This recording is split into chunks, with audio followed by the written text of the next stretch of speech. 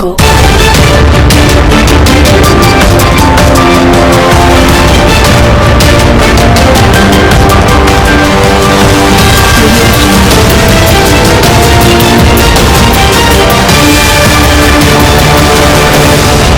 अस्सलाम वालेकुम नाज़रीन, 87 न्यूज़ के साथ मैं हूं आपकी होस्ट इंट्रा जफर।